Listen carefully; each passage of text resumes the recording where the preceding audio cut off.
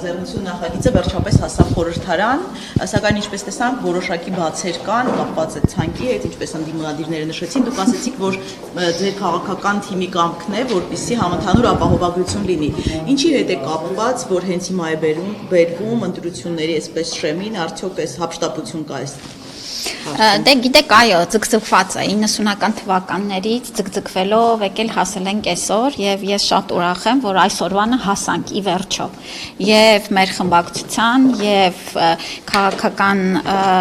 հանձնառություններ կառավարության ի վերջո ունենալ քաղաքակիրթ առողջապահական համակարգ, որը ըստ էության կխրախուսի առողջության պահպանումը, կխրախուսի կանխարգելումը, վախ հայտնաբերումը եւ մարդուն կտա կանխատեսելիություն եւ ֆինանսական բեռի թեթևացում։ Մենք այսօր քննարկումները եւս ցույց տվեցին եւ падգամավորների կողմից բազմիցս նշվեց, թե ինչքան սպասված է այս նախագիծը մեր քաղաքացիների կողմից։ Այո, առողջությանը վերաբերող հարցերը բոլորին են վերաբերում եւ հենց այս առումով ես չեմ խորշում եւս մեկ անգամ կրկնելու, որ սա պատմական քայլ է եւ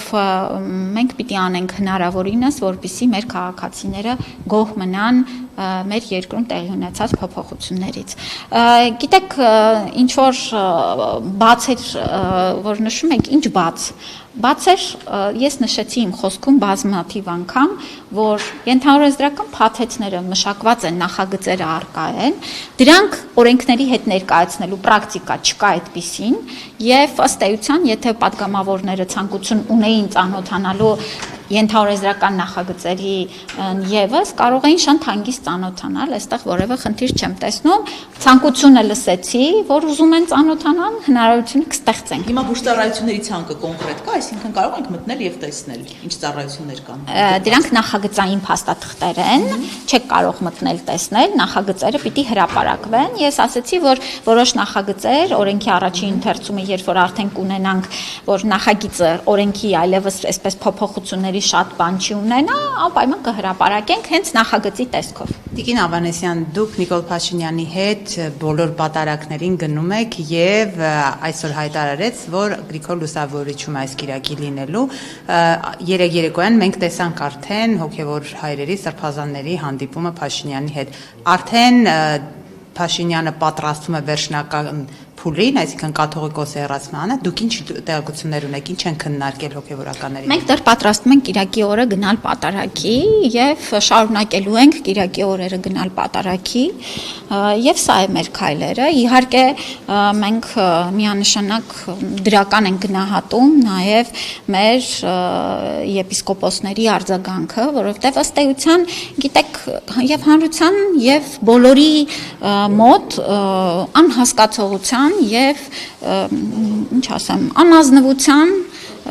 եւ սրբապղծության այդ նստվածքը չի կարող վերանալ, մինչև որ հստակ դրան արձագանք ու պատասխան չլինի։ Եվ եկեղեցու հիմքերը խարխլող նման արատավոր երևույթներն են, որ վնասում են եկեղեցուն։ Բայց տեսեք, այնտեղ կային հոգեվորականներ, որոնց հետ կապված եւս քիչ չեն տեղեկությունները մամուլում, եւ բիզնես գործունեության հետ կապված, եւ կուսակրոնությունը խախտելու հետ կապված, ստացվում է Փաշինյանը մի մեղք գործածի, ինչպես ինքն է ասում, կուսակրոնությունը խախտածով, մյուսին է փորձում հեռացնել եկեղեցին։ Գիտեք, նաեւ ուզում եմ ասել, որ հանրային ճնշումները բոլորի նկատմամբ միատեսակ պետք է լինեն, պահանջները միատեսակ պետք է լինեն։ Եթե դուք ունեք նման փաստեր, դուք էլ բարձրաձայնեք։ Մենք ունենք ուրեմն բազմաթիվ բաներ են գրվում։ Դե շատ լավ, բա ինչու հենց ուրեմն Կտրիչ Ներսյանից չեք պահանջում, որ նույն ձեր նշած անձանց հետ կապված որևէ կարգապահական գործողություն սկսվի, ինչու չենք պահանջում։ Իհարկե պահանջում ենք։ Այստեղ որևէ տարբերակում չի կարող լինել։ Եթե մարդը խախտում է եկեղեցու կանոնները, ուրեմն պիտի դրան արձագանք լինի, անկախ նրանից ով է դա։ Իսկ կաթողիկոսի տեխնացու, այսպես ասած, որտեղ այսօր մամուլը գրել էր, որ տեխնացու եք արդեն ընտրում կաթողիկոսի։ Այ Ժորժ ջան, լավ էլի։ Անգամ հարց չեմ համարում պատասխանելու։ Փուլը երբ է մոտենալու։ Ժամկետ էր նշել Նիկոլ Փաշինյան օրինակ Էջմիածին։ Որևէ ժամկետ չի նշել վարչապետը։ Հավաքի հետ կապված ժամկետներ են։ Որևէ ժամկետ չի նշել եւ գիտեք սա կարծում եմ շատ առողջացնող process է ընդհանուր առմամբ ես նորից եմ կրկնում հոգևոր կարիքները մարդու եւ հոգևոր նորոգումը շատ կարեւոր process է եւ պատարագին մասնակցելը կարծում եմ մեր վրա բոլորիս վրա շատ դրական է անդրադառնում։ Նորոգումը չի բերում եկեղեցու պարապմանը։ Բացա չի կարող այդպեսի բան դե հակասող բաներ եք ասում։ Այսինքն կներեք էլի անազնվությունն ու սրբապղծությունը բերում է եկեղեցու միասնությանը, այդպեսի բան կարող է լինել, որևէ հանրության մեջ կանոնների խախտումը բերում է միասնության, իսկ հարցերի բարձրացումը բերում է պարակտության, խնդիրները չվերհանելն է բերում անկման, երբ որ մենք չենք անդրադառնում իրականությանը, սա է խնդիրը մեր երկրում։ Այսինքն պարակման խնդիր